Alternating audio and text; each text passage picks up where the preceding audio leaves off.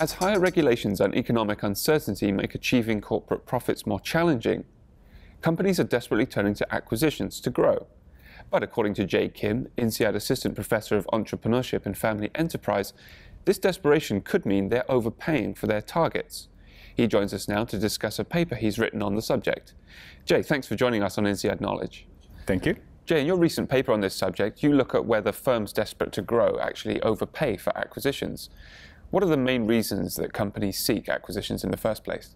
Chris, there are so many reasons why companies make acquisitions. Some companies make acquisitions to gain access to complementary resources and capabilities, and other companies make acquisitions to grow, to grow their size, because the larger size may give them market power, or they may be able to achieve higher efficiency through economies of scale. Other companies also make acquisitions because they want to acquire new technologies or to expand into a new geographic market.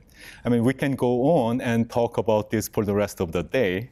However, although managers tend to justify their acquisitions by using all sorts of strategic and financial rationales, I believe that almost all the acquisitions, at least in part, are driven by their desire to grow.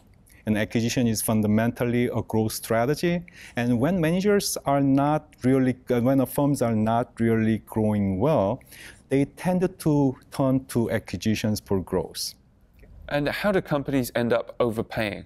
So in a study that was published in ASQ last year, my colleagues, Sid Finkelstein at Dartmouth and John Halibullian and I have argued that managers who are not really growing well may become desperate for growth, and these desperate managers may become willing to take a higher risk and may become willing to pay higher acquisition premium when they find a seemingly attractive target.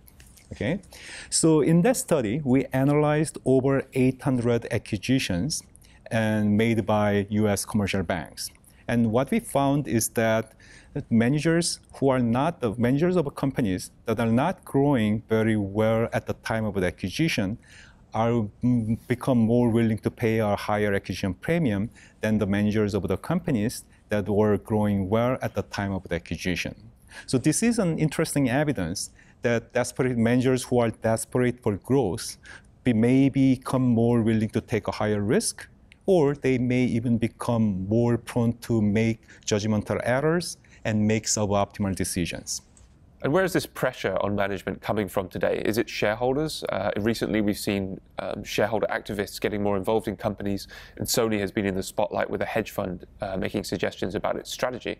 Exactly. The investor pressure is a tremendous one. You know why Michael Eisner acquired ABC, why Fiorina Carly acquired the Compaq. Regardless of the outcome of the mergers and acquisitions, we know there are so many anecdotal evidence that managers made mega acquisitions and large acquisitions, partly, if not mainly, driven by the investors' demand for growth.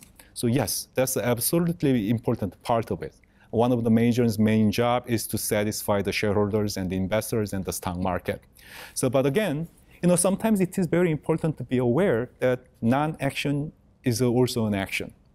That when there is a pressure, and when you give in to the pressure and then make rushy decisions, then that could result in an outcome that could harm your company in the long run. You say in your paper that acquisition experience can help companies avoid overpaying for acquisitions. How is this the case? Yes, that's another thing we found in the study. In the study, we found that experienced acquirers, what I mean by the experienced acquirer is that somebody on a company that has made a lot of acquisitions in the past. And those experienced acquirers tended to pay less acquisition premium than the inexperienced acquirers, even when they are equally desperate. We believe this is because acquisition experience may allow them to develop capabilities to evaluate targets in a more accurate manner, right? So even when they are desperate for growth, and these capabilities may allow them to more objectively and more accurately price their target. As you say, hiring experienced consultants and advisors is one way for companies to improve the quality of the deals. But these external parties are arguably driven by fees and other incentives. How can management effectively evaluate the advice they're being given? It is very true that the advisor's fee is partly determined by the size of the deal. So which means, higher the acquisition premium is, the larger the advisor's fee will be. So there is an incentive that to pay higher acquisition premium, the incentive of the acquisition advisors to pay higher acquisition premium, because that will actually increase their fee. So you're right, but that remains as a possibility. However, and the acquisition advisors also need to maintain their reputation. Reputation, as you may know, reputation is extremely important for investment advisors and consultants. So if they develop a reputation that they consistently pay high acquisition premium, that will jeopardize their future business. So there is they have an incentive to increase the acquisition premium, but at the same time, they have an incentive to maintain their reputation. So in a way, the danger of using acquisition advisor is probably largely offset by their needs to maintain good reputation. So another way that you can, of course, there's another way that you can kind of keep in check with the acquisition advisor is to use multiple advisors. What does this mean more broadly for firm-level behavior? As managerial desperation takes hold, do companies take more risks, whether it be M&A or otherwise? Because we studied only M&As, we cannot generalize our findings behind the M&A context without taking a little risk of overgeneralization.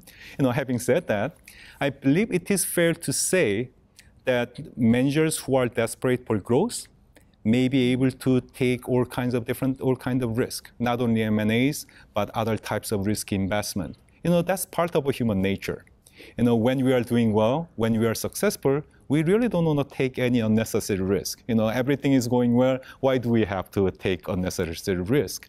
However, when things start breaking down, and when we are failing, and when we are not meeting our goals, we tend to become more risk-taking, and we become more willing to take a risk. How do you see this affecting mergers and acquisitions and company behavior today, as more and more companies are more desperate for growth in this environment? I believe it is very fair to say that the companies are very thirsty for growth today. I have taught in quite a few executive education programs, and whenever I engage in my client, I always ask them what their biggest strategic challenge is. And almost without any exception, they rank the finding new growth opportunity is the biggest strategic challenge they face today. So I think it is very fair to say that companies are thirsty for growth today. And since these companies are thirsty for growth, then they will increasingly turn to acquisitions. So my prediction is that a more increasing number of companies will engage in an acquisition in a desperate attempt to achieve higher growth. And as this trend continues, it is very possible that these companies may overpay for their acquisitions. So it's something that companies need to watch out. Jay, thank you very much for joining us on INSEAD Knowledge. Thank you very much, Chris.